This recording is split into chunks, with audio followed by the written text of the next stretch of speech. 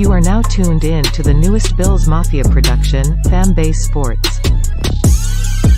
Join Jerick and Khari demos as they take you around the world of sports.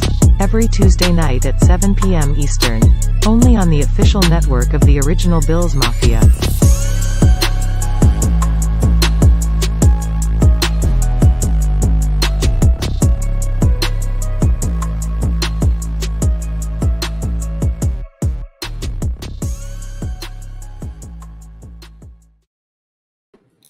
What's going on, everybody? Welcome to the debut of FAMBase Sports, our newest show here on the official network of the original Bills Mafia. This head man right here to my right, left, whatever. I don't know what y'all looking at, but right here next to me, one of the more talented guys I've actually heard speak. I got the privilege of speaking to him over the radio a couple of nights ago, and very, very well informed guy.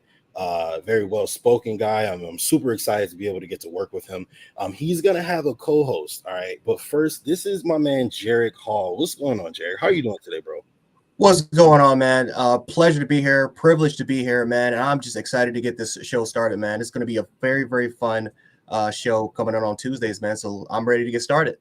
Absolutely. I have to say, I think, bro, the privilege is ours, to have talented guys like you guys come in and join our network is something that I'm looking forward to. Again, just talking to you over the radio, I was like, oh, okay, all right. I didn't know I was working with you at that point, but I was like, okay, all right, he knows what he's talking about. You know what I'm saying? So today, again, he is also going to have a co-host, Khari Demos. He's going to be here soon. It was my fault. I dropped the ball a little bit, so things started a little slow, but we are definitely going to go ahead and get this thing started. Shout out to Coach Boom in the house. What's going on, Coach? I hope you are having a great Tuesday. But without further ado, we might as well get the party started, bro. So tell me what you told me you wanted to go into the Buffalo Bills schedule a little bit. So we got the second week two, right? Week two, primetime game with the Tennessee Titans. All right. And then we also got another surprise leak. Maybe we'll get into that in a second. But first, I had to bring on the man himself, guy we were just referencing, somebody who I'm really excited to work with as well. Khari Demos, what's going on, bro? How you doing? I'm good. I actually I hate to be that guy. It's actually Khari, just like the NBA point guard. Okay. Just like the NBA point guard. But how y'all doing tonight, man? I'm excited. Listen, man, my @ name is JUSTUS, Justice, right? People will really on Twitter be like, Justice, JUSTIC. I'm like, it's right there. So listen, bro, you preaching to the choir, okay? All right, but these two amazing gentlemen here are going to be your hosts of this show. And I'm really excited to work with you guys. We got my man Tommy in the house. Congratulations, Jerick. Welcome to the family, Tommy. Go Bills. Yes. So thank you. Welcome to the family, guys. And I'm gonna get out of you guys' way. I'm gonna let you guys handle this. You guys are gonna be great, and I want you guys to have a great show. If you need anything, just let me know. All right, y'all kill it, okay? Thanks, guys. Thank you. Let's get it. All right, go Bills. Go Bills. Well, first of all, Jerick, how's it going, man? It's good to finally meet you. Man, everything is going all right, man. I'm excited to do this. Tuesday, 7 o'clock. This is the place to be. So obviously we're going to talk about some Bills sports, but we're going to branch out and talk about other things. We're going to talk about college, maybe get into some high school recruiting. Hell, we got NBA playoffs going on. So we're going to try to, be as diverse as possible. And man, I'm just excited to work with you overall, man. And I'm just ready to get started. Yes, sir. Me too, man. It really is, first of all, shout out to the guy himself, Coach Mookie Hawkins, for putting this together. Absolutely. And, being able to connect us. And, I think it's so important to be able to, have people around you that, you feel like, hey, listen, man, I can share content with them. I can work with them and, build something together with, So I'm really excited to get this thing rolling, man. Absolutely, man. Absolutely. So you ready to get into this thing? Yes, sir, Ski. Absolutely. So the first topic we want to talk about is obviously the hottest topic right now, and that's the Bills. Primetime game, September 19th against the Tennessee Titans. That is going to be a heck of a game, more of a revenge game. But think about this: is that we could potentially have, again, we're going to talk about this in a little bit because there's a leak about another game on potentially another huge one. Again, we're going to get into that, but the fact of the matter is, guys, is that growing up as a Bills fan, do you know how hard it was for us to get primetime games? Like, it was almost impossible for us to get primetime games. You could never get it. And even when we did have those primetime games, the Monday nights, I never remember even a Sunday night. The Bills would always lose. They would choke. They would always. It was bad. And that was during an era with with Dick Duran and obviously you look at the Perry Few area and then the Chan Gailey area and then all the quarterbacks that we went through. So the fact of the matter is, ladies and gentlemen, is that we're now in an era in the McBean, Big Baller Bean, Sean McDermott era where all of a sudden we're getting these primetime games where we have a franchise quarterback, where we have a superstar receiver. Players want to come to Buffalo. Fans are visiting the city of Buffalo, which again, you look back at, as I'm growing up, it's like, who wants to come here? Who wants to go to Orchard Park and go to a Bills game? So the fact of the matter is, guys, is that we are in exciting times. We are definitely in exciting times. And the fact of the matter is that Buffalo could potentially have 4 to 5 primetime games. We're gonna talk a little bit about their opponents, man. But how do you feel about the Buffalo Bills having that starting off Monday night against primetime against the Tennessee Titans? Yeah, even going back to what you had said, man, like, you talked about the primetime games that we had as a kid, being here in Western New York. I can think of two games specifically stand out to me.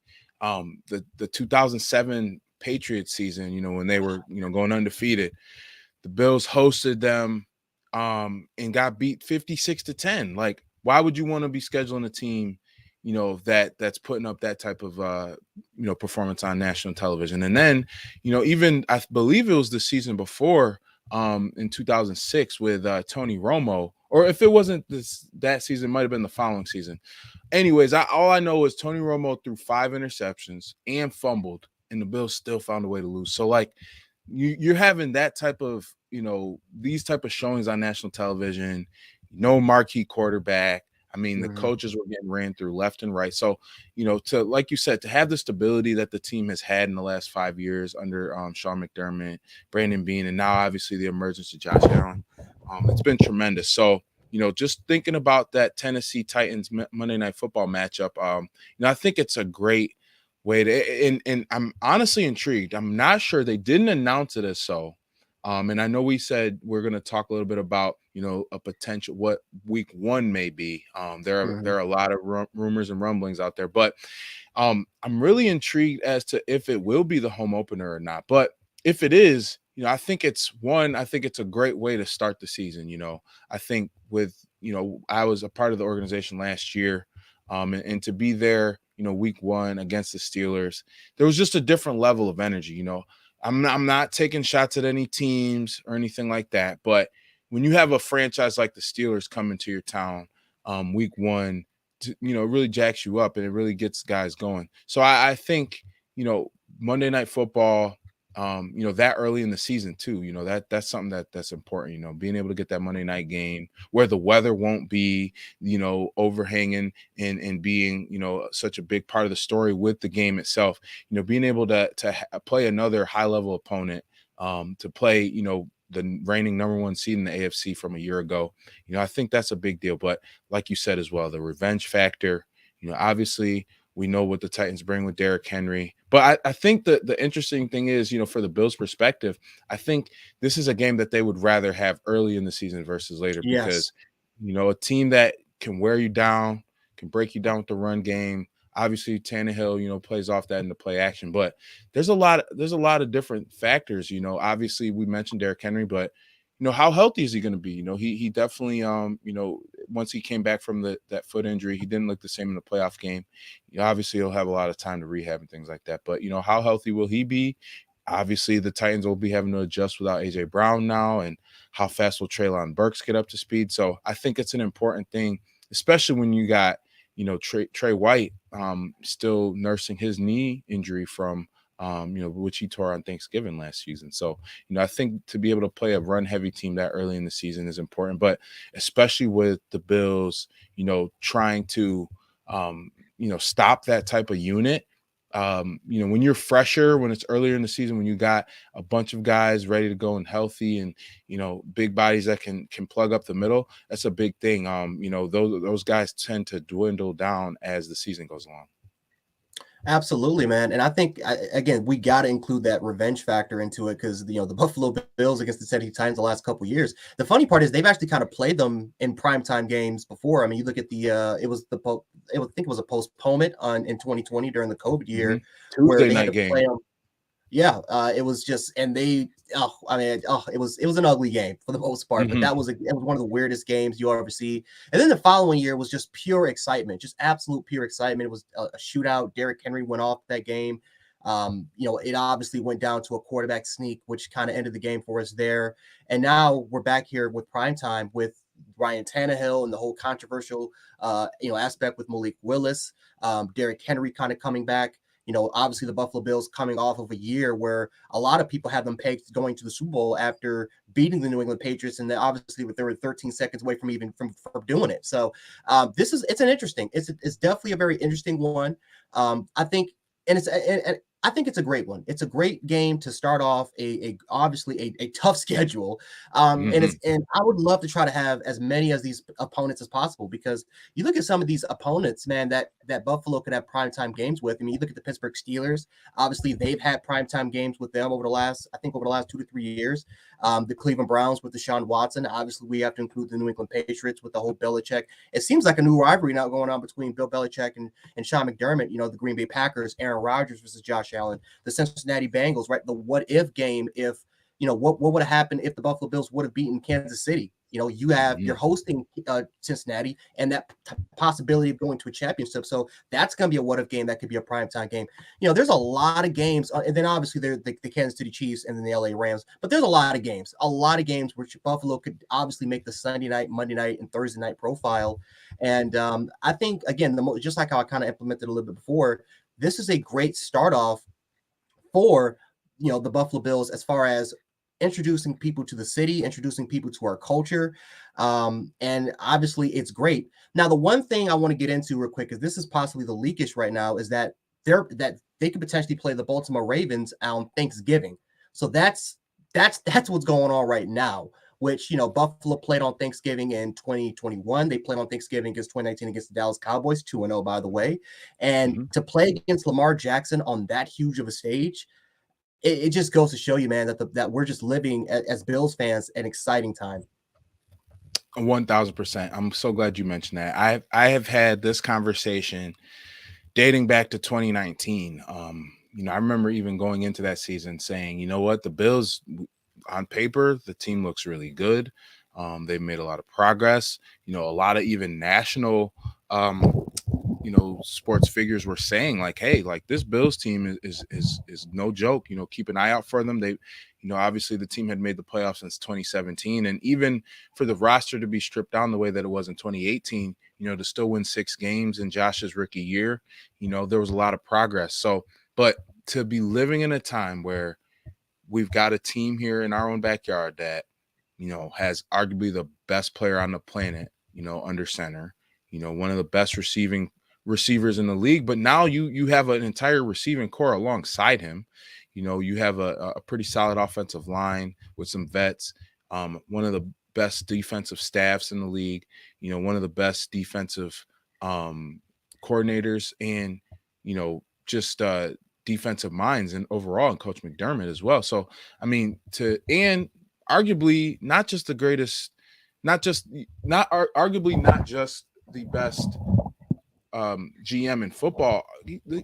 Brandon Beane might be the best GM in all of sports. So like, just what the team has built, I think we need to be appreciative first and foremost, to have a 17-year playoff drought, to be where the team was for so long, the Dad Lewises, the Jeff Tools, the JP Lossmans of the world, to see all those names come through Orchard Park and obviously put up the, ineptitude that they did, to be at this point now where, I literally watched 3 different videos today saying, yeah, I've got the Bills as my favorite. They're my pick to go to the Super Bowl out of the AFC, in, the most loaded AFC we've probably ever seen in history. So I think that's the first thing. But we've also got to keep in mind too with that there's a lot of expectation. And I think that was what was important about the 2021 season is, obviously 2020 was kind of like I compare it to like Star Wars, like it was like a New Hope where the Bills were kind of like the protagonists, and it's their coming of age story, and it all failed in the end, in the AFC title game, but like what a ride it was. It was such a high point. Last year really felt like that, that sequel where it's like, okay, like, there's a lot that we've done already, but hey, we haven't achieved what we want to just yet. Let's keep striving. Let's keep pushing. There was a lot of adversity last season, whether it was the Cole Beasley situation, whether it was, some of the injuries that the team dealt with in the middle of the year, obviously eventually Trey White getting hurt, some of the injuries with the offensive line, the Jacksonville Jaguars game, there was a lot of ups and downs. And then, for Josh to play as well as he did down the stretch, but then to have the season really end not even in his hands. I mean, the last play that we saw of Josh Allen in the 2021-2022 postseason was him throwing a touchdown pass to Gabe Davis. So like, he did as much as he could. And I don't want to point fingers or blame anybody for anything. So, but I think that we definitely have to be cognizant of that. So I think, for this year it's looking like the Bills are going to have at least 4 to 5 to 6 primetime games. And, they're going to be in a national spotlight.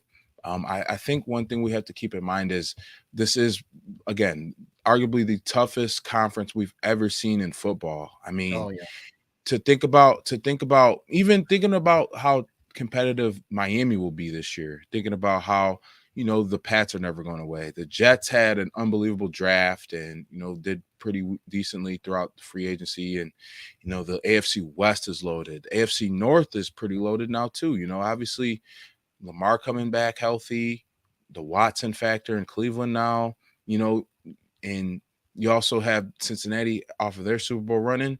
Who even knows? Like Pittsburgh, yes, their quarterback situation's unsettled and O-line's not great, but Mike Tomlin's not going to let that team be bad. So, the AFC as a whole, we just have to keep in mind how competitive it is. So I think it's realistic to say, hey, the Bills might be, hey, they might only be 12-5 or 13-4, whatever the case is, but for them to do that in this conference is a big deal. But also too, I think, just also being aware that even with as great as the conference is, the Bills are still looked at as that team to beat. I think that's a major deal. So, we all have to keep that in mind. I don't want to say temper expectations because the expectations should be high, but, one of my favorite quotes, and, I love the original Spider-Man trilogy, with great power comes great responsibility. So, if the Bills are going to be able to prove themselves as, a true title team, I think this is the year to do it. There's a lot of expectations, but, it'll be important to do that, especially as Josh Allen's mega deal really kicks in for 2023. Yeah, man. And it just kind of just, piggybacking off that a little bit. I think Bills fans have high expectations, and rightfully so, because you look at, what we were in 2019 of, finally, not just we made the playoffs in 2017, but in 2019, it was our first 10-win football season. That was obviously a surprise because we didn't see this team take that next step based off what we saw from 2018. And then the following year came, and we really didn't expect it. No one saw the amount of games Buffalo was able to win, because they were a game away, if they would just would have beat Kansas City, to potentially having a number 1 seed. And we finished off as the number 2 seed, and Josh Allen put up MVP like numbers. And we're not, as Bills fans, we're not used to that.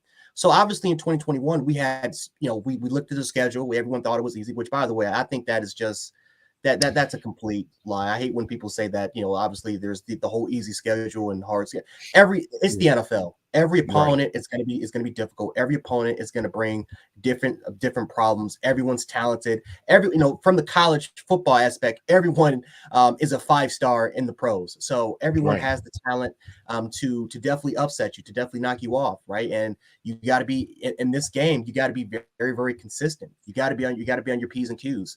So when we went 11-6, I think that definitely upset. I wouldn't be surprised at all if some Bills fans were sitting up here saying that kind of was a little bit of a letdown, because Bills fans expected at least 12 or 13 wins and maybe clinch that number 1 seed. So I think we have to keep in mind that, this is a very difficult schedule.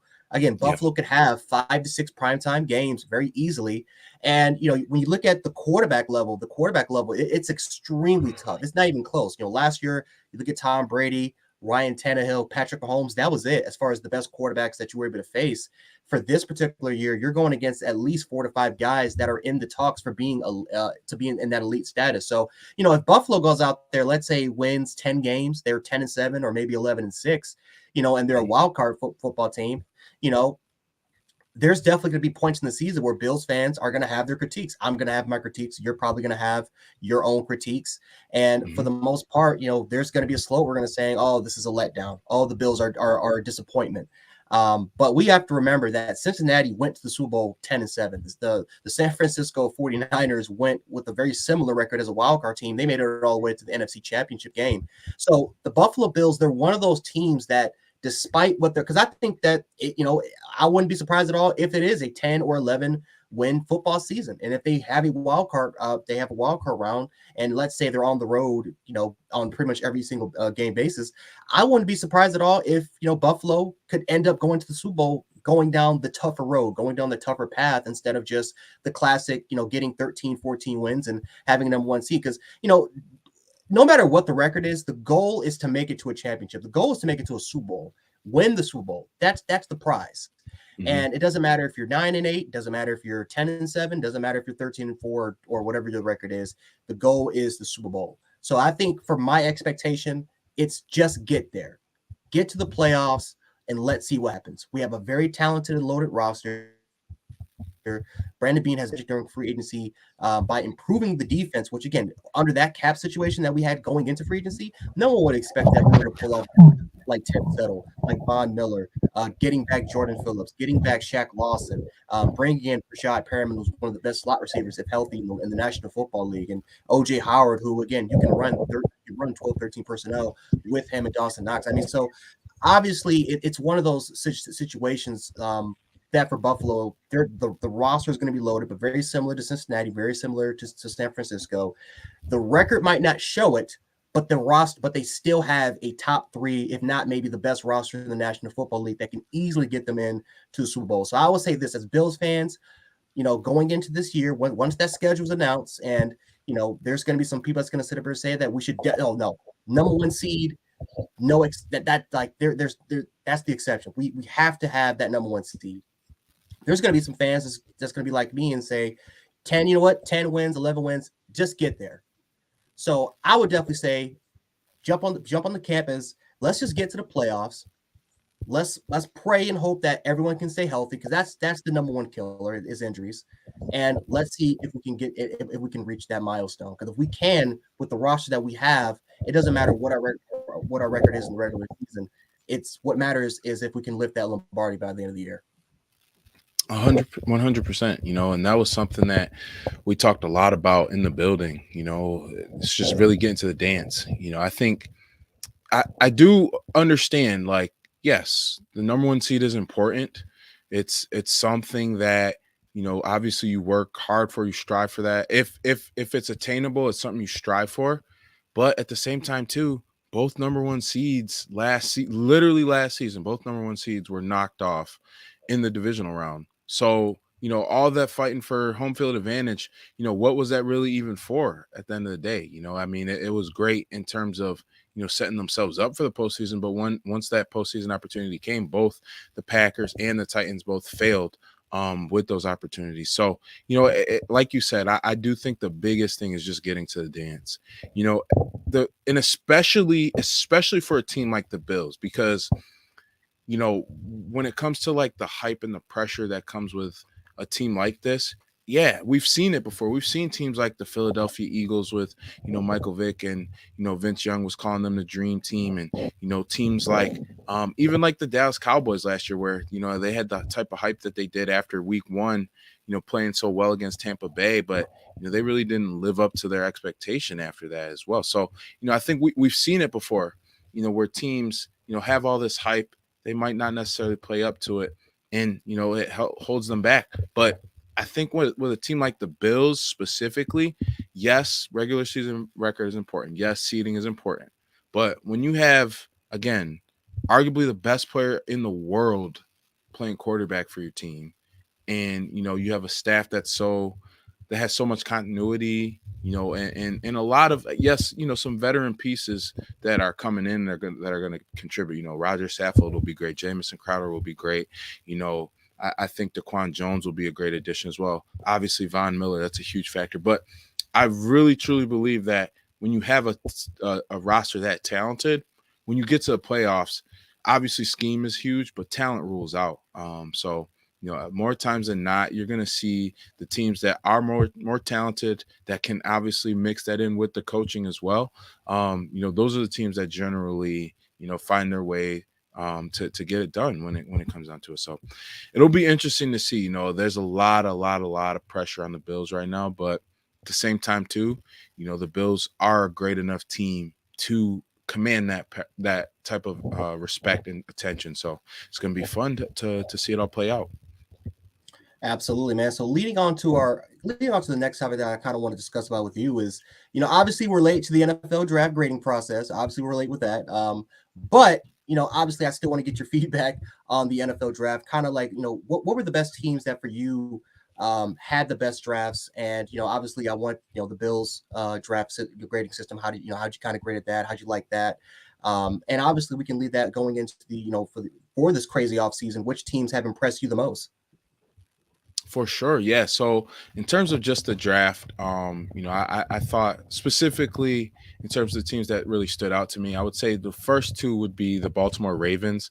They had an unbelievable draft class, and I'm just going to take a look again here at their class. And, to first off, get a player like Kyle Hamilton, 14th overall, and it's crazy because I actually, I did a story with Fansided about this, and you see this often. It's crazy to me how in the draft each year we go through this process every year where, a guy is clearly, one of the best, if not the best player at their position or in the class, whatever the case is, right? But they fall because of things outside of their own factors. Like, obviously, Kyle Hamilton didn't have the greatest 40 time, but he also, is the best safety prospect in the class. And yes, safeties are important in terms of you need a safety to be able a good safety can enhance your defense, but it's not necessarily, a high value position, quote unquote. So, he slipped because of that. But the fact that you let him slip,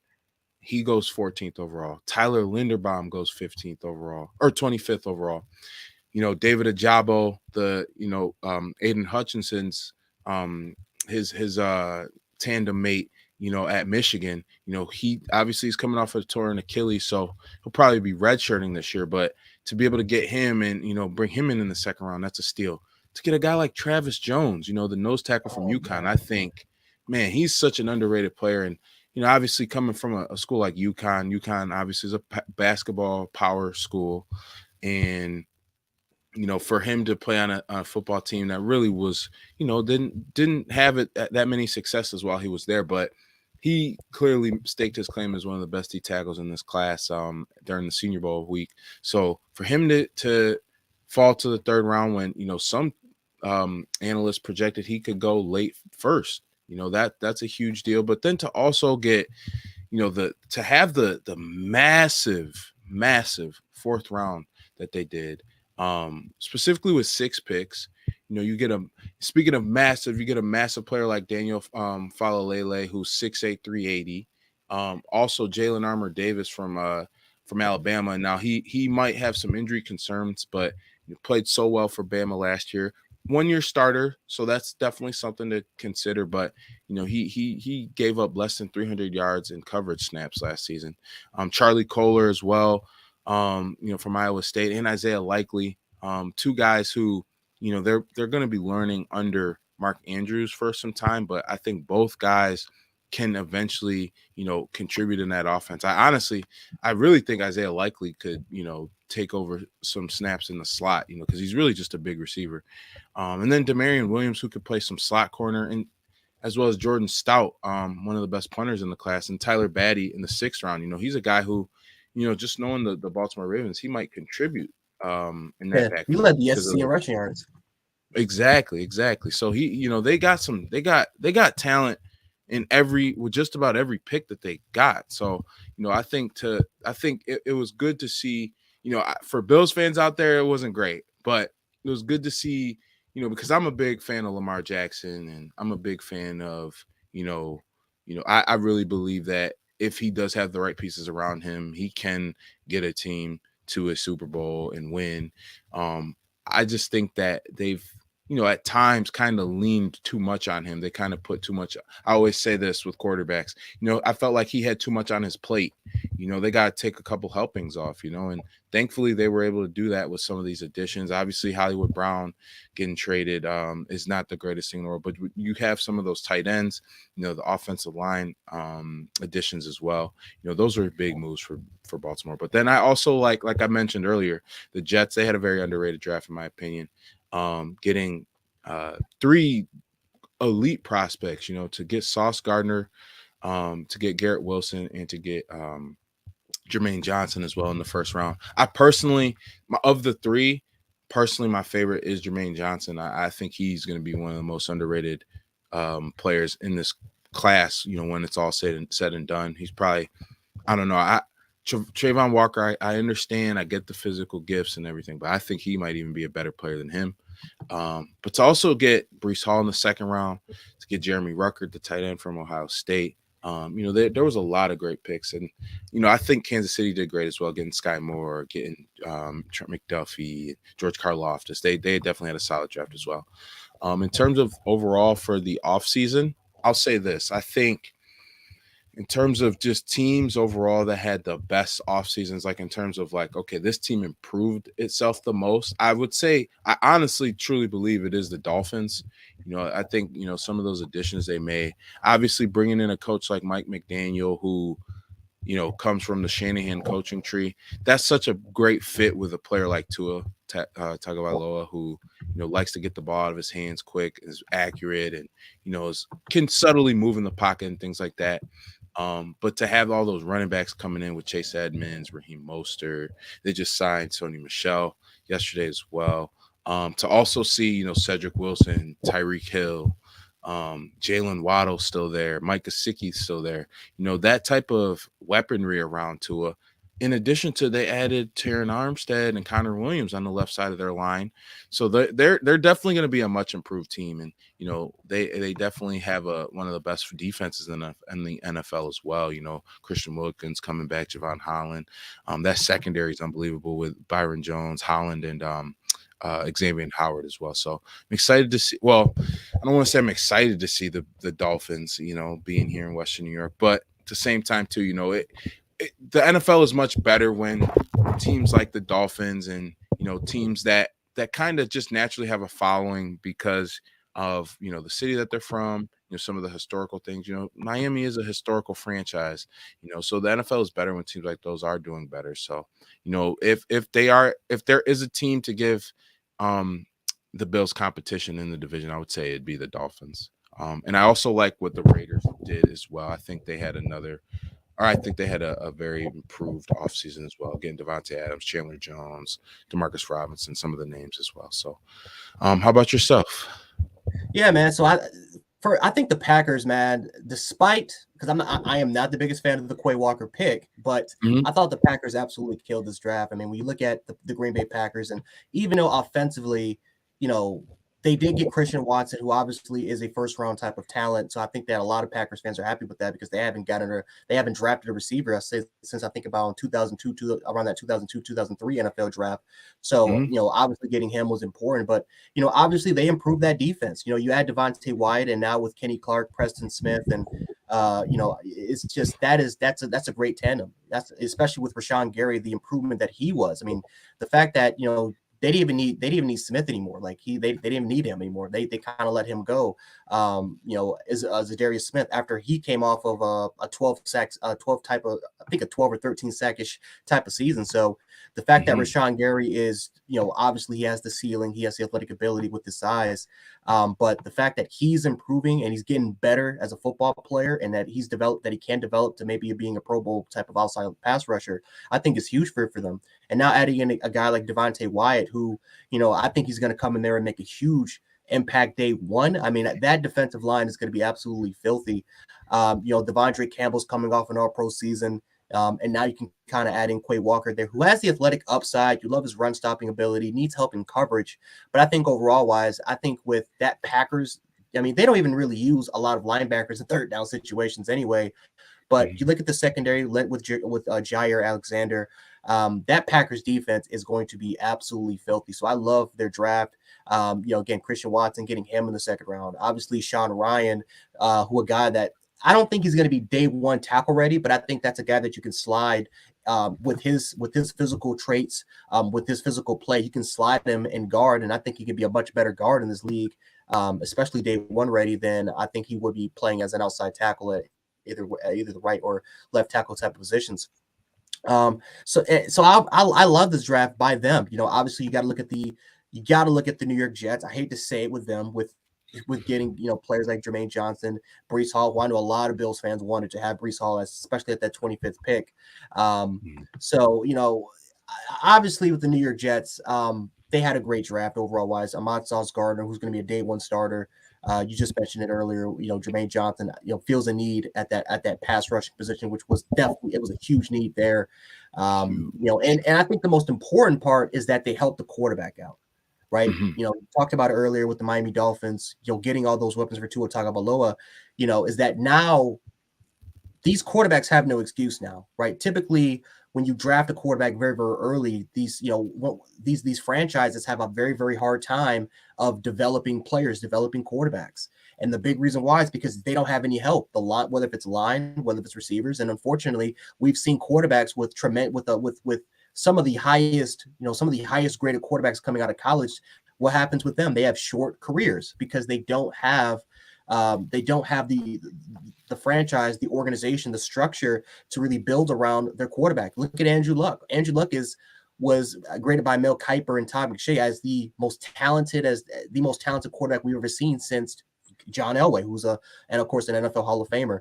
And look how his career turned out. It was short because it took them until their last year and for them to finally address the offensive line situation by getting a player like a Quinn Nelson who can kind of fill in that need there and make that offensive line overall better. And coming off of his career year, the best year of his career, he retired the next year because his body just couldn't take the amount of hits anymore. You look at Cam Newton with the Carolina Panthers, you're talking about a former MVP. In my opinion, I think arguably the greatest rookie season we've ever seen from a quarterback. I mean, 4,000 yards, 800 yards rushing with 10 rushing touchdowns.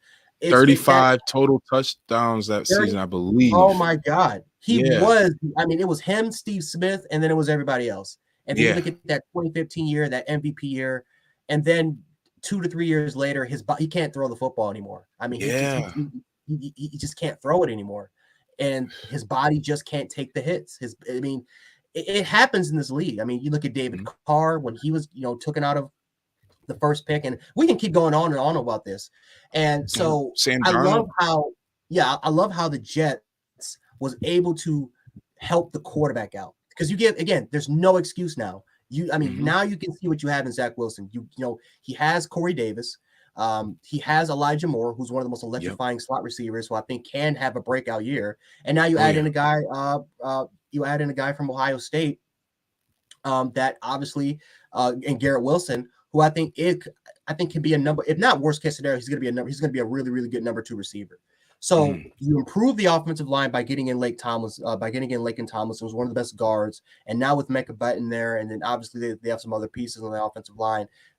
there's no excuse now for Zach Wilson. Very similar to how we saw with Josh Allen with the Buffalo Bills, where 2019 we needed to see that step up. We just needed to see something from Josh Allen in order for us to have some faith.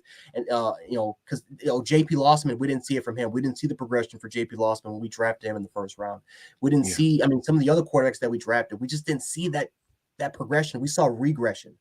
And I think that for the Jets, I'm not saying Zach Wilson is going to throw for 4,000 yards, but if he can just improve on his numbers, improve on his overall game, I think the Jets can have something. I think the same thing can be said with Tua. Tyreek Hill, you have Jalen Waddle, you have Mike Gesicki. I mean, and you have improved offensive line. You have one of the most, you have one of the best defenses. And I think overall wise, the Dolphins the last couple of years, you can make an argument, had one of the top 5 best rosters in football, period. And the only thing that needed to happen was Tua. Tua just needed to step up to the plate. And from what we've seen, man, based off of that RPO-based offense, it's pretty much just been short, intermediate throws, and that's pretty much just about it. So we need to see some of the improvement there for Tua's game. But overall wise, looking at this entire draft class, I'll say this. One of the things I just didn't like a lot was that Trayvon Walker pick you just mentioned a little bit earlier, because I'm a firm believer, again, that you have to help out your franchise quarterback.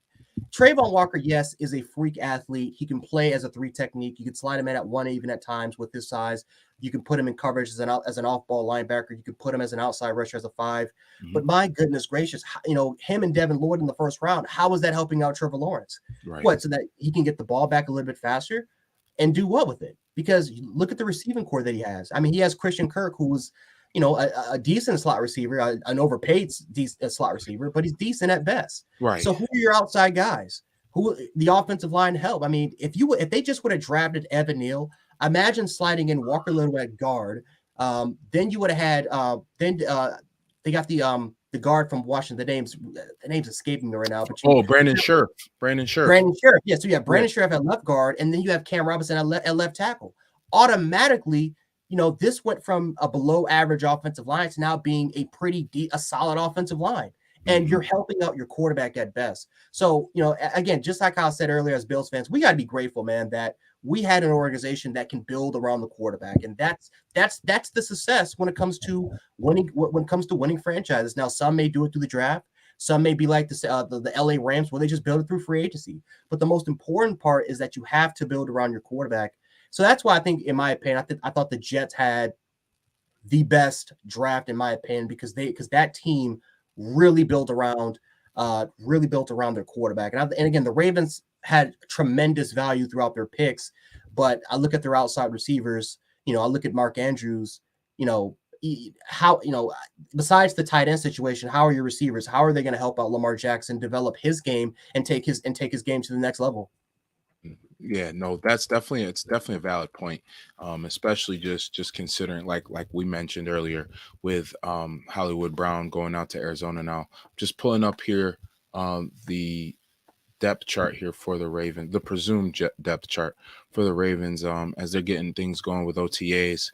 So right now, obviously Rashad Bateman is, a name that they're going to be wanting to lean on. And I'm a huge fan of Rashad Bateman. I definitely thought, he was one of the more underrated players coming into the 2021 draft class. And, I think he's due for a breakout in terms of, he was hurt a lot of last season, and, there were some ups and downs. Obviously, then Lamar got hurt towards the end of the season. But I also, like you said, though, it's important to ask, like, who else is really going to step up? Devin Duvernay, he's a good, he was actually an all-pro or Pro Bowl return man last season. Mm-hmm. How will he look in a more, getting more snaps at receiver?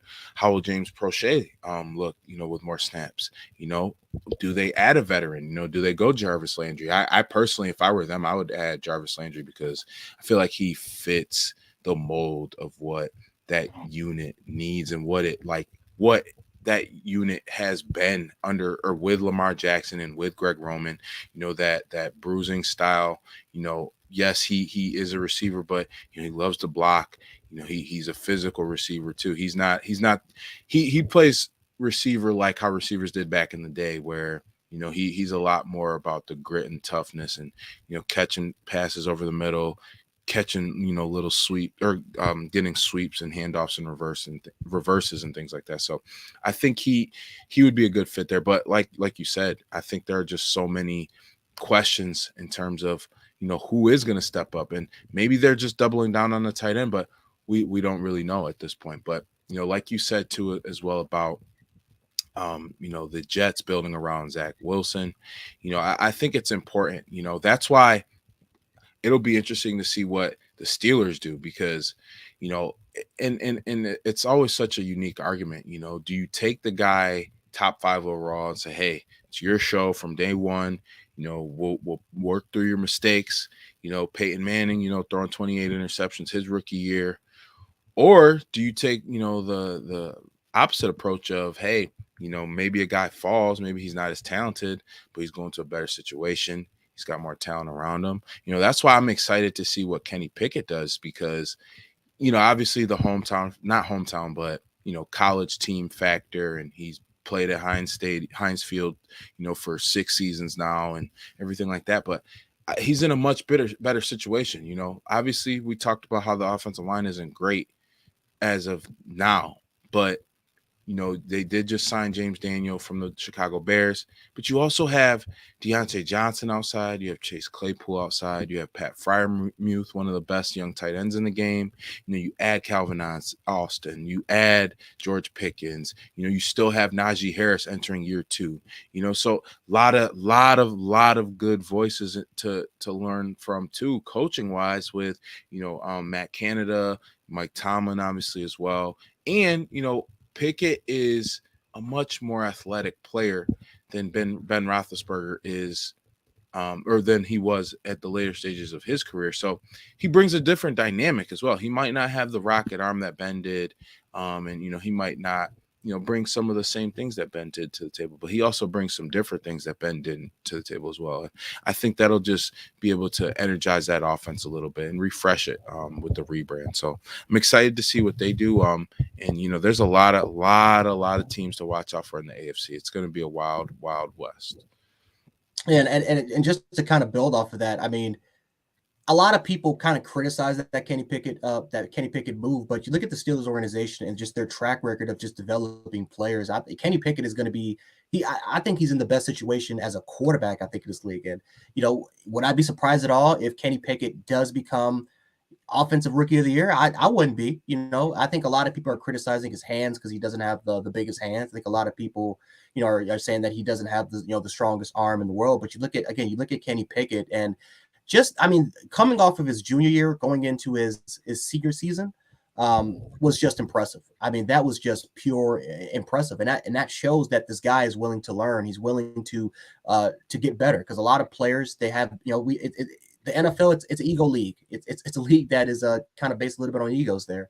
So the fact that I think that for Kenny Pickett, the one thing you love is that you love his determination, you love his grit, you love how hard of a worker that he can be, and that's honestly in that blue collar type of city, which that's what they kind of built their organization off of. I think Kenny Pickett is an excellent fit, especially because he's right there from the Steelers organization playing at Pittsburgh. So I think that the fit made sense to me. I think Malik Willis was the quarterback with the most upside, because you love his athletic ability, you love his arm talent. But was he going to be day one ready right off the gate? Because again, I love Mitch Trubisky. I love the MVP. But at the same time, it will. The Steelers they're in win now mode. Let's be honest. They're in win now mode. They still have one of the best rosters in the National Football League. Their defense is absolutely loaded. Their defensive line is loaded. The offensive line is still really, really intact. You got Najee Harris, who's a 1,200-yard rusher, and is one of the best kind of security blanket running backs. He's a great check down running back. Line him out wide, line him on the slot. And then, like you mentioned earlier, Deontay Johnson is just coming off a 1,000-yard season. Chase Claypool is one of the best number 2 receivers in the league. And now you add in, with Pat Freiermuth, and then George Pickens, who, again, I've been watching George Pickens since he was at Auburn, playing in Auburn when he was in high school. I'm sorry, at Hoover, since he was playing at Hoover in Alabama. So, George Pickens is a beast. He's one of the best deep threat receivers in the national in college, especially coming off of a torn ACL injury when he came back in the SC championship game and absolutely just torched my Alabama Crimson Tide, by the way, in both those times, man, just as a pure deep threat. So George Pickens, Calvin Austin the third. I mean, the Steelers organization, just like how I implemented a little bit earlier, they have weapons to make Kenny Pickett into an offensive juggernaut. Justin Herbert. Why a lot of people criticize that pick was because of the year he came off of, as far as just just didn't show the progression. He actually kind of showed regression as far as processing information goes. There were some critics talking about that, that he can get phased way too much, a little intimidated at times. But you look at Justin Herbert, as much as we kind of, criticize their coaching situation of not giving Justin Herbert the offensive line help, look who he had. He had Austin Eckler. He had one of the best receivers in the National Football League in Keenan Allen. And then you had Mike Williams. So he was in a situation where he had the receivers. He had the best receiving back in the National Football League. It was just a great situation overall wise. And, when you look at Tua, the situation he was in as far as, how Miami kind of handled the situation there. You look at you even look at last year with Zach Wilson. I mean, let's be honest. It was just ran by a poor organization, poor structure. Trevor Lawrence, poor organization, poor structure. And honestly, I don't see Trevor Lawrence taking off this year because who does he have to throw the football to? You look at the offensive line. Yes, again, you improved a little bit on the offensive line, but you still have you still have a lot of question marks on the right side, including at center. So I look at Kenny Pickett in the situation that he's going to be in. He's going to be in a phenomenal situation overall wise. And it's exactly why the Pittsburgh Steelers has been one of the most consistent organizations in the National Football League. Yeah, 100%, 100%. And, just looking at the roster now, I mean, Marvin Jones is still there for the Jags. Obviously, we talked about Christian Kirk. I do like Laviska Shenault and his weaponish, skill set. Same with Jamal Agnew, but he's really a defensive back. But, I mean, these guys paid Zay Jones. And we all know as Bills fans, Zay Jones on a $30 million contract, that's interesting to say. That's risky. Risky. And Evan Ingram even, he's a boomer bust player himself, very talented, ultra talented, but hasn't been able to stay healthy. He's had issues with drops in the past. So, the Jags are one of those teams, it makes sense why teams like those are drafting top 5 just about every year. But I'm glad you mentioned the Jets specifically because I do think, the new regime that they have in Joe Douglas, Robert Saleh, I think Mike LaFleur, Matt's brother. I think it's really, they really are investing and are making sure that a true rebuild is happening. And, the coolest thing about their situation is I feel like that, if Zach Wilson is to live up to his number 2 overall pick billing, then, the sky's the limit. But the way they're building the team, the way the offensive system is being built, the pieces that are being put around Zach Wilson, he's not going to be asked to be, Josh Allen of 2021. He's just going to be asked to keep the boat afloat. You got a lot of running backs to hand the ball off to, whether it's Breece Hall, whether it's Michael Carter, whether it's Tevin Coleman, or, play off of those guys in the play action game.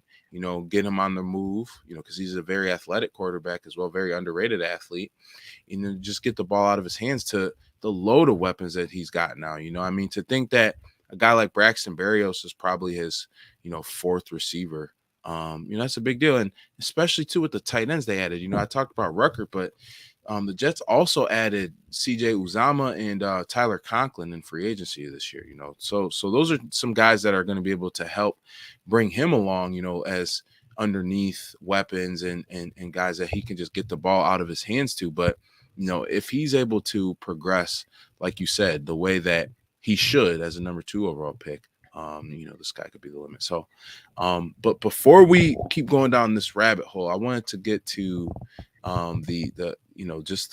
just talking about Super Bowl teams.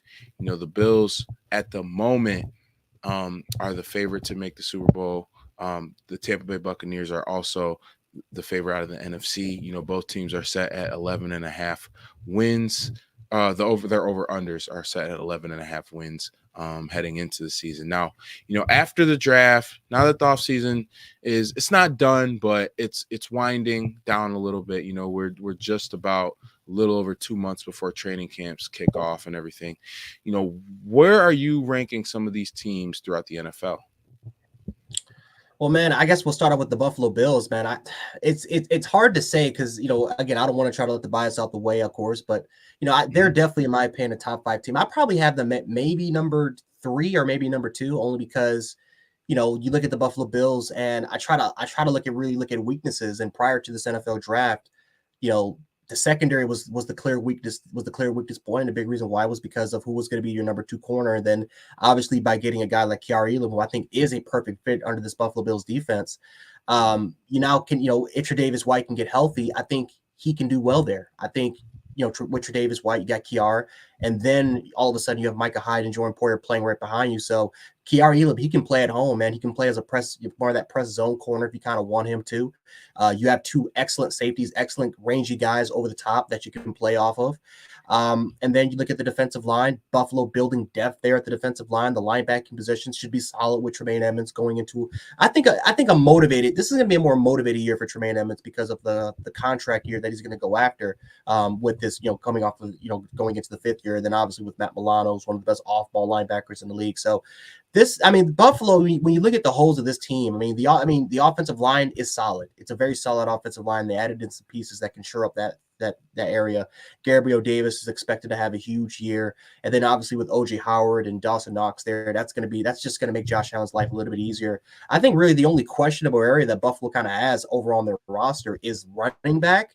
And that's, again, I love Devin Singletary. I think he's a guy that can be a 1,000-yard back in this league if we can get him the carries. But I look at just Buffalo as overall wise, and they're one of those rosters where I just don't see any major holes in. And so that's why I kind of have them there. I got to put Kansas City. In my top 5, of course, only because of Patrick Mahomes, the great coaching regime that they have there with Andy Reid and the rest of those guys, Travis Kelce. I think, again, you lose Tyreek Hill, who was a huge, huge part of their success over the last 4 to 5 years. But I think you bring in a player like Sky Moore, who, even though he's not Tyreek Hill, is a player that playing off of a great quarterback. I think Sky Moore can be a offensive rookie year type of candidate. I think the offensive line will get better. We saw in this draft that Kansas City tried to get better on the defensive side of the ball by getting a guy in Trent McDuffie, who I think is only going to make that secondary that much better there. So I think we got to put Kansas City up there. Really, if you can make an argument, the entire AFC West could be in your top 10, top 15, because this is a quarterback-driven league. And Derek Carr, Russell Wilson. Justin Herbert, I love what the Chargers did with this draft by, again, ensuring that Justin Herbert continues to get better, ensuring that he has protection, right? Last year, the last couple years, you added offensive line help at tackle and at guard, and you're only gonna make Justin Herbert's life easier as long as Keenan Williams is there, as long as Mike Williams is there, and as long as Justin Herbert continues to progress as a quarterback.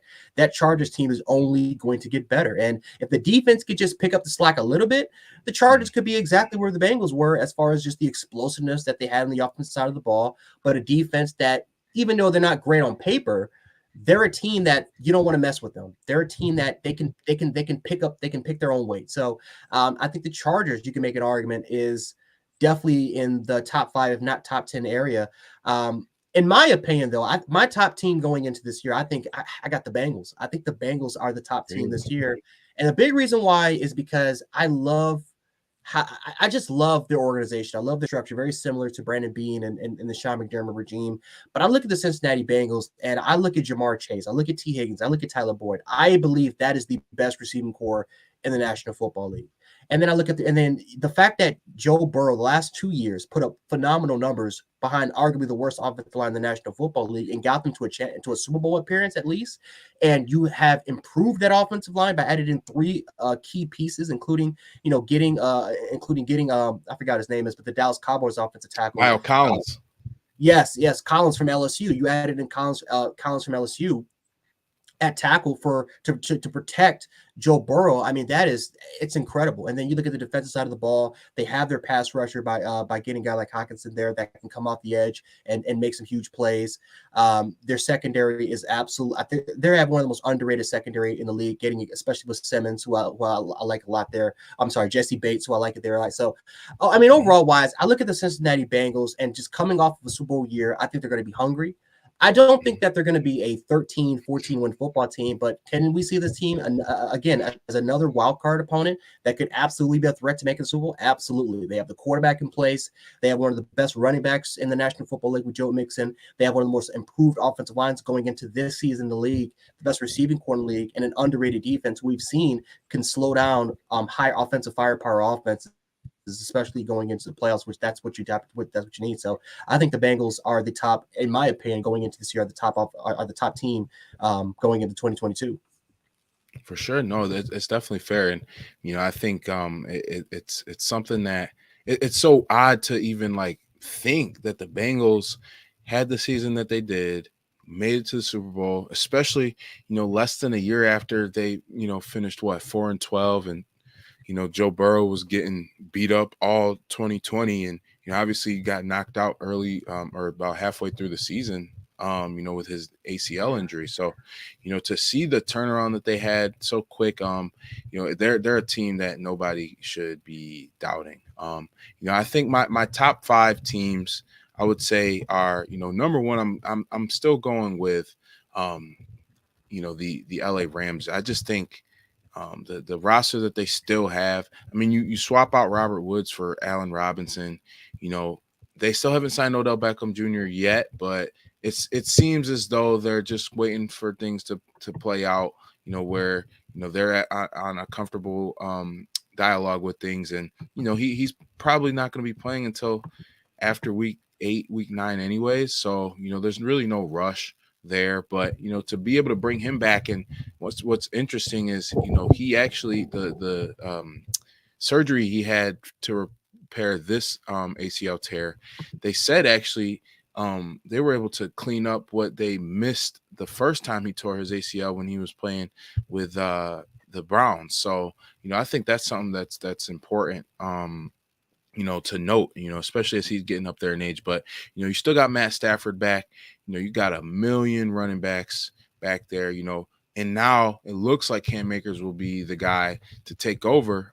Darrell Henderson will be back as well. But, I think, for them to be able to have a healthy Cam Akers, because to be completely honest with you, I honestly think the Rams would have been, because they had a lot of hype. Obviously, the Stafford deal was a big deal, and everybody knew that, them bringing a guy like him in, the expectations were going to be high, and they lived up to them for the most part of the season. But they didn't win the NFC West, and I think they could have had an even easier path to the championship if Akers was there for the full season, if he wasn't dealing with, the Achilles. And to even think he came back from the Achilles as soon as he did is unbelievable. But, also too, obviously losing Von Miller is a big deal, but AD is still going to be coming back. Leonard Floyd is still going to be coming back as well, to still have, a guy like Jalen Ramsey in the secondary, and even just some of the additions that the team made as well.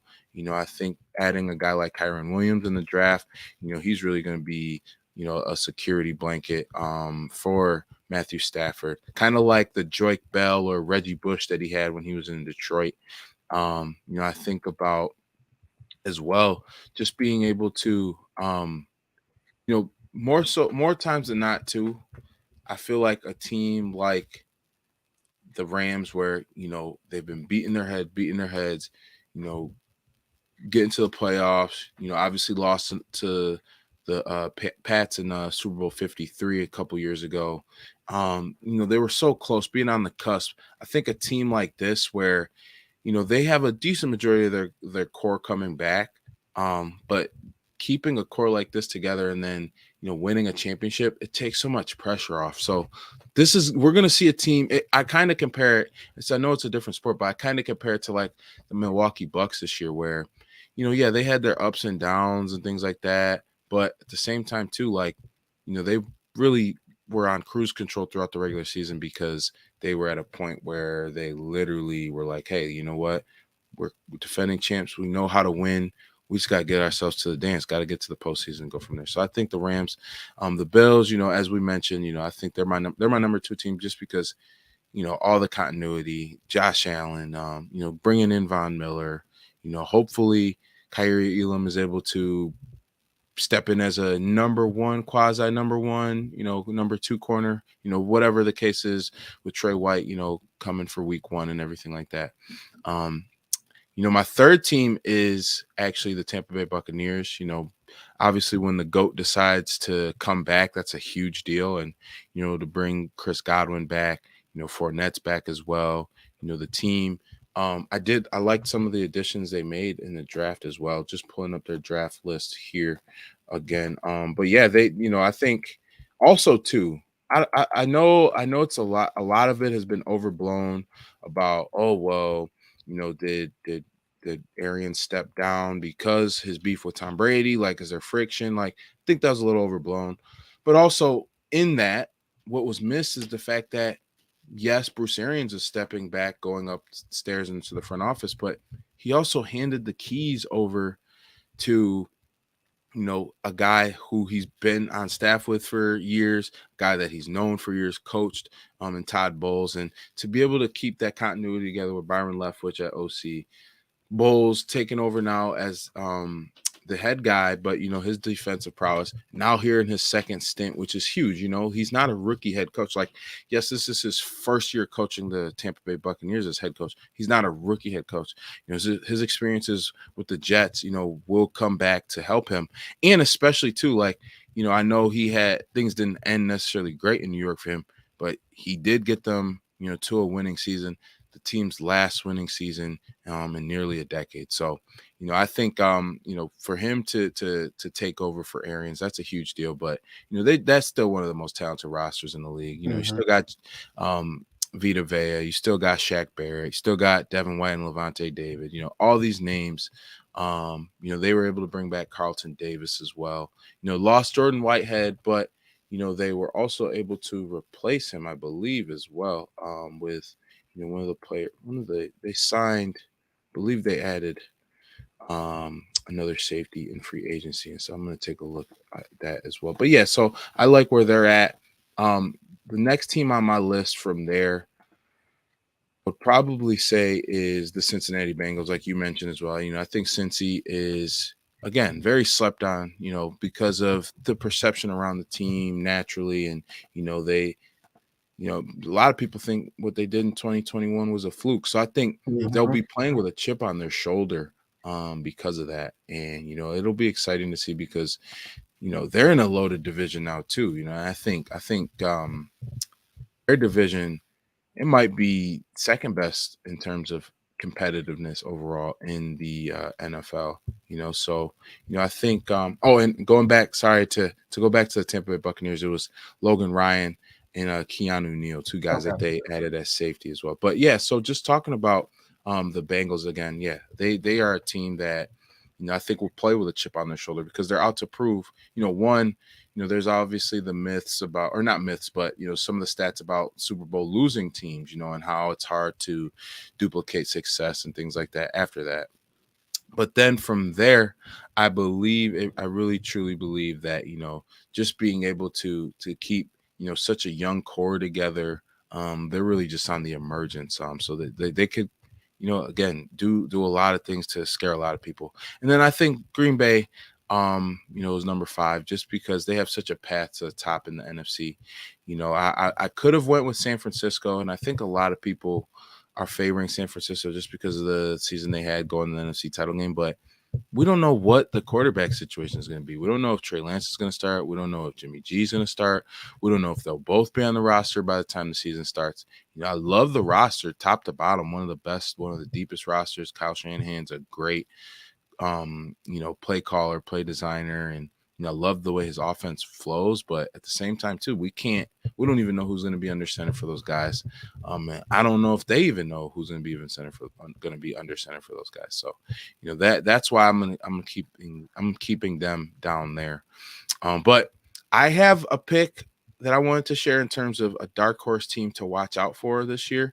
I'll wait to hear your answer first, but I just wanted to ask who's a dark horse team that you think could make some waves this year, shock some people, maybe make the playoffs? I'm going to go with the Philadelphia Eagles. And a big reason why for that is because I believe in Jalen Hurts. Call me biased, but I've been a huge fan of Jalen Hurts ever since his freshman year at the University of Alabama. I love his pedigree. He's a great person. And then obviously he's just one of those dudes that even though he might not put up fantastic stats, he just finds ways to win. Even with the Philadelphia Eagles last season, he didn't throw for 300 yards or 400 yards annually. He wasn't he wasn't a top 5 or top 10 quarterback in this league. He was arguably a top 20 or top 25 quarterback in this league, but he just continues to find ways to win. He continues to help his players to really boost their confidence up. And that's honestly one of the biggest things that a quarterback is how are you as a leader? And that's the one thing coming out of college that everyone praised about him, is that when you get Jalen Hurts on your roster, that's going to be a dude that in about a year or two, he's going to be a captain of your football team. He's going to be an excellent leader. So maybe I'm just being biased there, but I very, very similar to kind of what we talked about with Justin Herbert and Zach Wilson. They built around Jalen Hurts, and this is kind of a prove-it year for Jalen Hurts. I mean, the fact that that the Eagles were super aggressive and they got AJ Brown, and it was a steal in my opinion, because you just swapped, right? You got AJ Brown and you pretty much traded away a pick to the Tennessee Titans, which they kind of got, I'm not going to, down the player, but in a way, you kind of got a poor man's version of AJ Brown, because, even though I like Treylon Burks a lot, he was nowhere near the technician that AJ Brown was coming out of Ole Miss, because you knew how good he was in the slot, you knew how good he was out wide, and you knew just how good of a route runner he was. No one talks about that with AJ Brown when he comes out. So that's why I kind of hate those type of comparisons between him and there. So I don't even know if Treylon Burks is going to really work out for Tennessee. But going back to Philadelphia, the fact that you have a guy that is very easy to work with. You saw how he kind of got Ryan Tannehill to being what he is today, and that's, obviously the chemistry, the hard work that those two had as a duo, and just, AJ Brown, as far as just his football IQ, again, the route running ability, his strength, his size, he's a very easy receiver that any quarterback can work with. So the fact that again, you pair him up with Devontae Smith out wide, who, Jalen Hurts he needs to improve as a passer. And I'm telling you, if Devontae Smith was able to come to the Buffalo Bills, I guarantee you he would have been an 1,100 or 1,200 yard receiver. So, so the fact that you have two legitimate receivers that could be a number one, and then you have Dallas Goedert, who's one of the top 3, in my opinion, one of the top 3 or top 5 best tight ends in the National Football League. You improve the offensive line going on to the offseason. And then obviously, the defenses on the ball, you add in a big behemoth in Jordan Davis that it's going to shore up and make that defensive line better as a whole. And that was a pretty underrated defense that no one really kind of talked about there. So the Philadelphia Eagles are a team to definitely kind of watch out for, especially in the NFC East, because it's a division that, unlike the AFC East, where, well, for the most part, we can predict that Buffalo's going to win it every single year. It's pretty easy to predict it that way. Or like the NFC South for this is where you just kind of know that Tampa Bay is most likely going to win that division. The NFC East, it's always been it's a wild card, man. You just never know who's going to win it. One year it could be Dallas, the other year it could be Washington, the other year it could be Philly, the other way it could be New York, and it just keeps rotating over and over and over again. So I think that I think I look at the Dallas Cowboys and I see a big regression in their game at pass rusher. I see a big regression losing a guy in Amari Cooper. And I just look at their offense as a whole, and it's just not a team that is overall was better. And I don't even think they did that well in the draft, which typically that's what Jerry Jones is known for. He's known for building teams throughout the draft instead of free agency. So I look at the Philadelphia Eagles, and I just love their offseason moves. And I know some Eagles fans will, Howie Roseman has been heavily criticized ever since that Super Bowl championship run that he had by Eagles fans. But overall wise, you got to love that they're really putting this on Jalen Hurts and saying, listen, we're going to build around you. We're going to give you the best supporting cast that we can give you throughout this offseason. Just got to show us something. You got to show us that you can be a franchise quarterback, because otherwise, if you don't live up to expectations, if you don't show signs of improvement, we got the NFL draft next year, which is going to be a much, much better NFL draft class for quarterbacks going into 2022. Going into the 2023 NFL draft, that they can honestly get a quarterback and throw in there for day one. So I think that Jalen Hurts is motivated. I think that he's a guy that elevates his players from a mental standpoint. And I just think that overall wise, based off of the moves that we saw from them, I think the Eagles have the best chance of potentially being that San Francisco, 49ers type, having that type of season that the 49ers had, as far as maybe winning around 9-10 games, slip into the playoffs, but being very, very dangerous going in the playoffs. I think they can be that type of team that can sneak up on a lot of some of the best teams in the NFC, especially because this is kind of a weekend NFC. Typically the NFC is the better conference, out of the two. We're now in an era where the AFC, it's top notch. It's probably the best that the AFC has ever been since maybe the late 80s, early 90s. Maybe you can make an argument during the Tom Brady, Peyton Manning era during the early 2000s. But man, this is, in my opinion, the best that the AFC's ever been.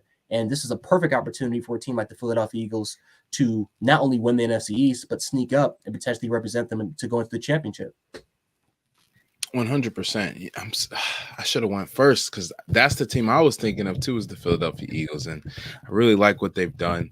One of the most underrated rosters, I think, in football. I think also, we talked about it earlier, in terms of building around a quarterback. You've built literally everything you possibly can, whether it's the offensive line, which is one of the best in football. You add one of the true go-to receivers in the game and A.J. Brown next to Devontae Smith, who, Quez Watkins as well. For him to be your third receiver now and pushing a guy like Jalen Reagor down the depth chart a little bit, that definitely is helpful. I also, I'm a huge fan of Miles Sanders. I don't think he's used correctly, but that's a whole different story. And, they've also got some other talent there as well with Kenneth Gainwell, Boston Scott, Kennedy Brooks, who was just added as well. And as an undrafted free agent. But, the Eagles are coming off a season where they led the league in rushing. They were top 10 defensively in stopping the run. They're a team that's built the right way. They're huge in the trenches, very strong, tough in the trenches.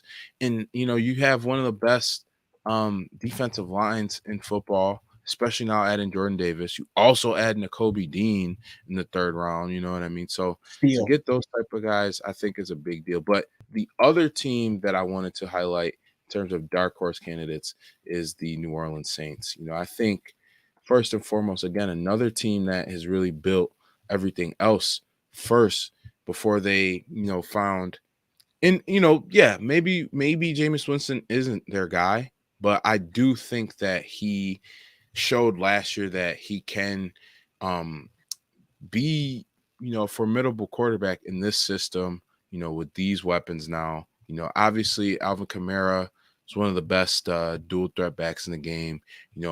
He may be dealing with some suspension issues to start the season, after his situation following the Pro Bowl. But, once he's back, you also have Michael Thomas.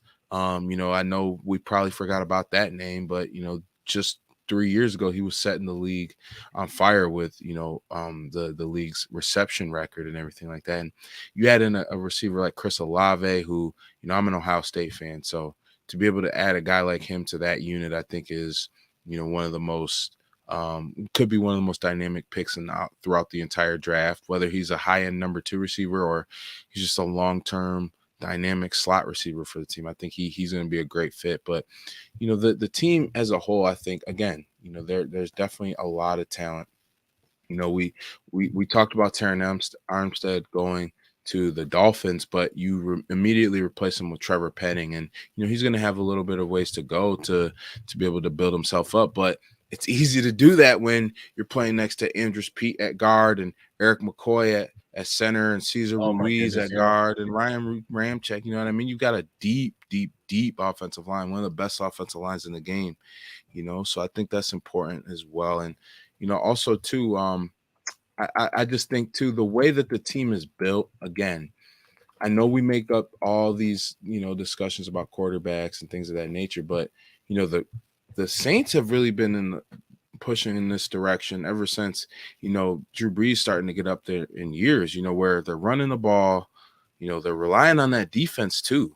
Cam Jordan is still there. Anyamata is still there. Marcus Davenport has really emerged. And, Demario Davis may be the most underrated linebacker in all of football. Let alone now, you have a secondary in, Marshawn Lattimore is one of the best pure man-to-man corners in football. Paulson and Debo showed a lot as a rookie in 2021, but you add in Marcus May to replace, Marcus Williams. You add in Tyrann Mathieu to be a veteran leader, Chauncey Gardner-Johnson playing in the nickel in the slot, and PJ Williams as well. He's a very underrated player as well. So, the Saints have, a very deep roster, very underrated defense. Obviously the quarterback position gets all the hoopla, but the way this team is built, and two, you must remember, in the NFC South, yes, we obviously know what the Tampa Bay Buccaneers are. We know this. But outside of them, why would the Saints be afraid of, the Carolina Panthers or Atlanta Falcons? But also, too, the NFC as a whole. I mean, I see Green Bay. I see the LA Rams, and I see the Tampa Bay Bucks.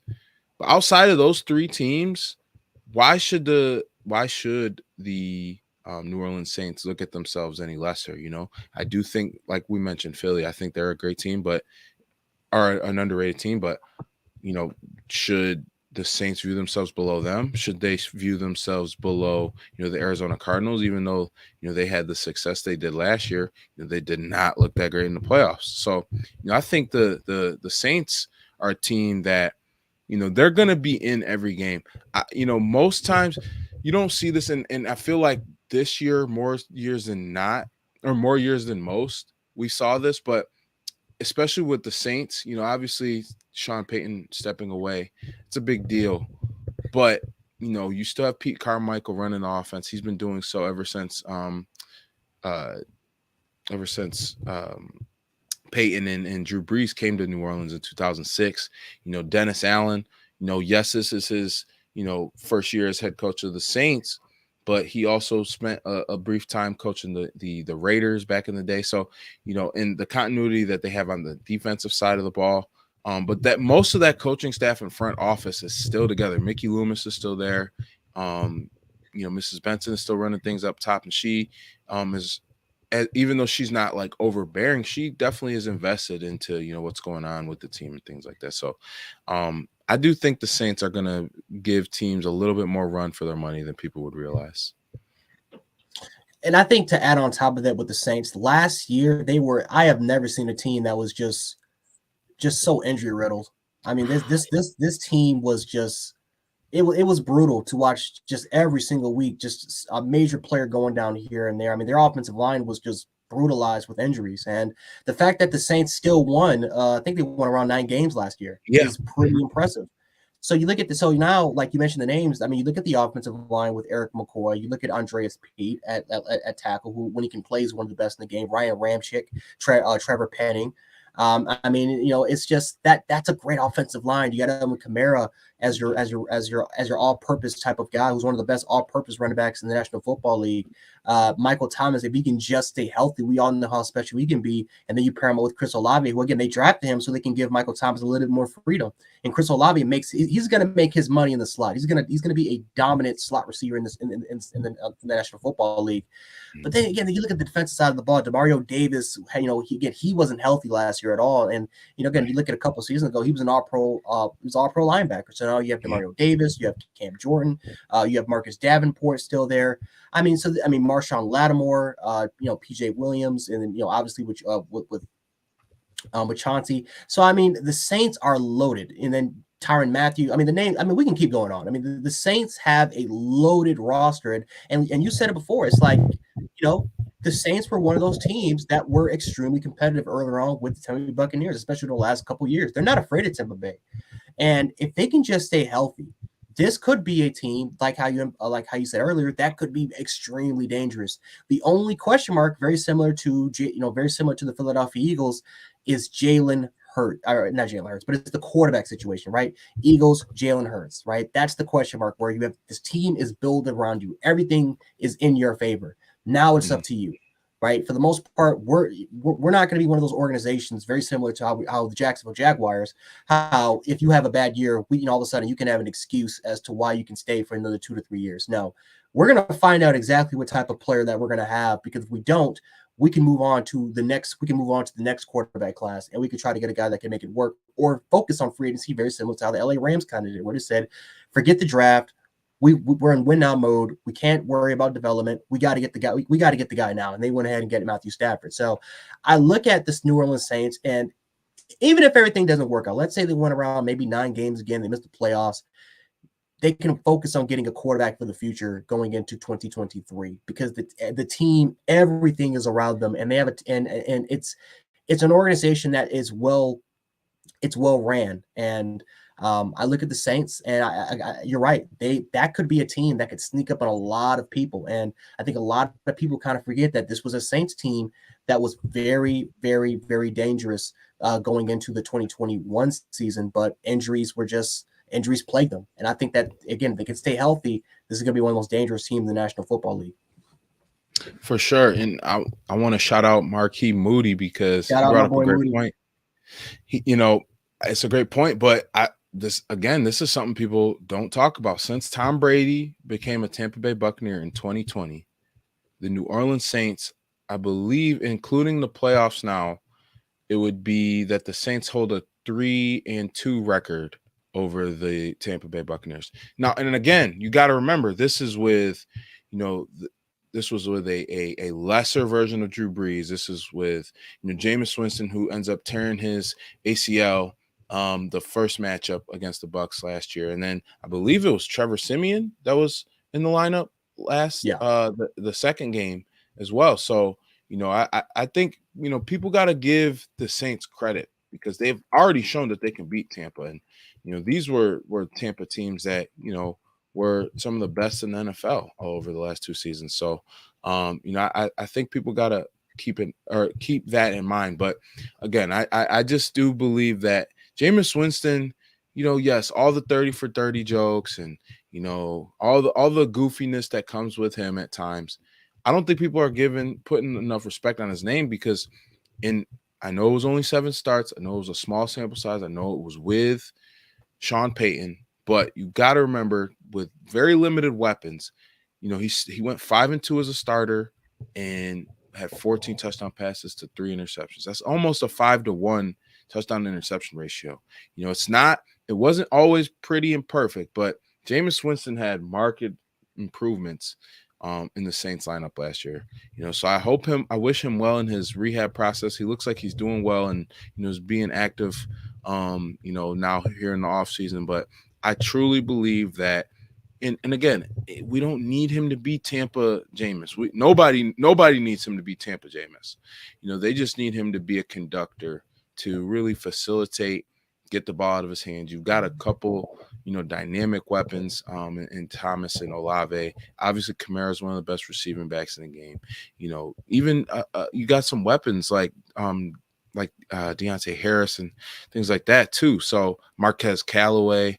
So there are some names that, Jameis, all he really needs to do is worry about spreading the ball around. And if he does that, I think the Saints will be just fine. And if he can play clean football, I know that's a huge if with Jameis Winston, but he showed he could do it last year. But if he can play clean football, he will give the Saints a chance to make the postseason. Absolutely, man. Absolutely. So I want to talk about this one because we got to have some fun on the show, man. We got NBA playoffs. No doubt. We got to talk about this. We got to talk about the 76ers Heat. The Mavericks are in action. They have to kind of survive there. What's your take? What's your take on the 76ers Heat game? Who do you have winning that game? And just overall, who do you have winning that series in general? Yeah, it's tough, man. I've gone back and forth on this series in particular because, obviously Embiid being hurt the first couple of games, Philly looked like they had no shot, but it really is something that it's an intangible trait that, it really juices a team up, juices players up, especially role players when their best player is like, hey, listen, I'm injured, banged up. I'm still going to play through it. I'm still going to do what I got to do. So to see Embiid come back and play as strong as he has, I think I'm going to lean Philly in this one. Overall in the series, I think two big things, first off, what type of James Harden are we getting? Are we getting the James Harden that we saw in Game 4, or are we getting the James Harden that we've seen for most of his time in Philly? It's been underwhelming to say the least. I know there were a lot of reports about, with KD when he was playing in Brooklyn, how KD was really surprised by how out of shape James looked at the beginning of the season and how that's really trickled over to, here in the later stretches of the year. I also think a huge factor in this series too is Kyle Lowry being hurt. I think he tried to gut it out. I know he came back last game, but really just re-aggravated things, and it's unfortunate because he's so fit for the Miami Heat culture and atmosphere and toughness and grit, and but a winning pedigree as well. And I think with him, he obviously, you have Jimmy Butler, who two-way star, he's really the lead dog, the alpha on that team. But Kyle Lowry gives you a great number two in terms of a leader. He's doing all those things that you don't necessarily think about, taking charges, running the offense so Jimmy doesn't have to have the ball in his hands so much. Even taking the pressure off of guys like Tyler Hero and, guys like Duncan Robinson, so they can, just worry about space on the floor rather than playmaking. So, and he's a unbelievable defender too. He's a guy that definitely, is underrated on that side of the court. So, I think Embiid and those guys will be able to pull it out. I think they'll find a way. They'll figure things out. I really think that it'll be interesting to see how. I think whoever wins tonight's game, I know it's kind of cliche, but I think tonight's winner will win the series. It's just so hard to win a series after going down 3-2. But especially for the Heat's perspective in terms of, they started out 2-0, so they've lost the last two games. Their momentum is down, and one of their leaders is out. So, I'm definitely interested to see if Philly can take advantage of the Lowry injury. And now, did you ask me a little bit about Suns Mavs too, right? Yeah, absolutely. So, big fan of both teams. I love. I've been a fan of Chris Paul since I was, in middle school. So, I would love to see him bring home a championship, especially here in his later stages. It's very reminiscent of John Elway, kind of towards the end of his career in the NFL, where, he's got, he had all this success all throughout his career, but, people looked at him as difficult and things like that. But, at the end, he showed just how valuable he was, and, was able to eventually get 2 Super Bowl rings. So, I think Chris Paul being able to have the finals run he did last year, helping resurge the Suns, alongside Devin Booker, another huge, another guy I'm a huge fan of, and Ayton as well. I love the way they're constructed.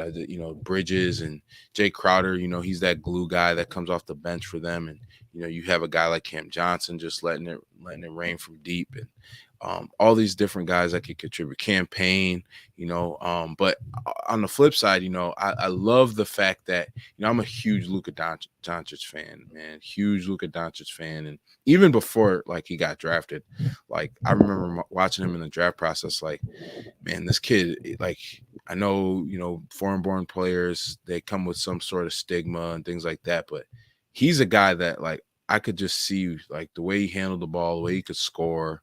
This guy's going to be, nice once he comes to the league. And he's even exceeded that expectation. So I think it's just going to come down to, will the Suns be able to wear Luka down enough? Because you don't stop Luka Doncic. You don't stop, Steph Curry. You don't stop LeBron James. You don't stop these great talents, these all-time great talents.